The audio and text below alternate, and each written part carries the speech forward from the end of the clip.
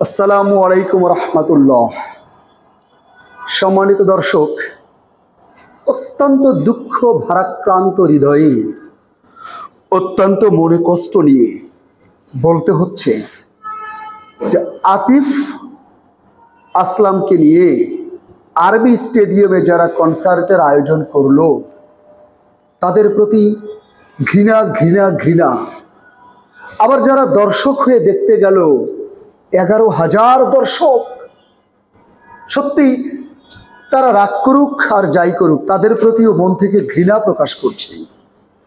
কিন্তু কেন? দেখুন,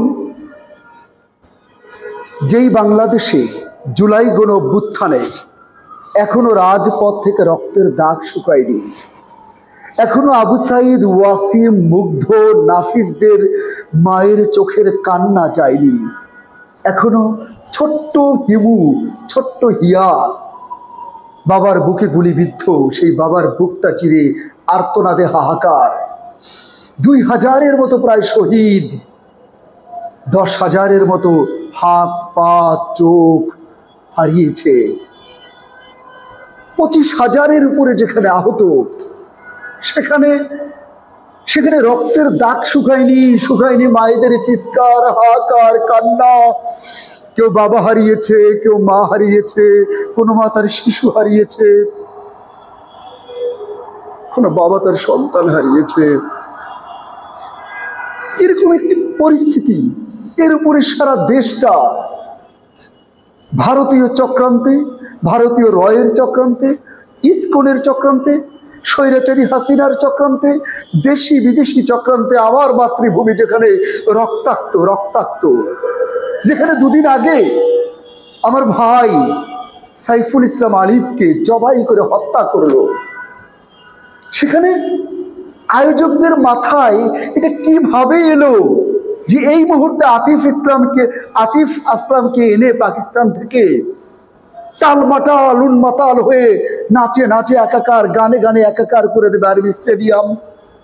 আর তনয়ীরা, তরুণ তরুণীরা, প্রেমিক প্রেমিকারা, যুগলবন্ধীরা এবং তরুণ বয়সের, বিশেষ করে তরুণ বয়সের যারা ছেলে মেয়েরা, যুবক যুবতীরা, তাদের প্রকাশ্য আলোতে, প্রচুর পরিমাণ আলো, হ্যালোজেন লাইটের মধ্যে তারা যা করলো, সেখানে সুস্থ মস্তিষ্কের মানুষ দেখাটা কঠিন। আর যখন বিদ্যুৎ চলে গিয়েছে তখনকার অবস্থা কত ঘৃণাজনক হয়েছে আল্লাহ ভালো জানেন। এরকম ঘৃণাজনক গান, উন্মাতাল কনসার্ট তাহসানকে দিয়ে, আতিফ আসলামদেরকে দিয়ে এ জাতিকে কি বুঝায়? জাতিকে কি এটা বুঝায় এদেশ রক্তের বন্যা বয়ে যাক, মাতৃভূমি ভারত কর্তৃক আক্রান্ত হোক, ইসকন ধ্বংস করে ফেলুক দেশটাকে, স্বৈরাচারী হাসিনা ষড়যন্ত্র করে করে আমার বাংলাদেশটাকে শেষ করে দিক, তাতে এই আয়োজকদের যায় আসে না, যারা দর্শক হয়ে দেখতে গেছে এদের কিচ্ছু যায় আসে না।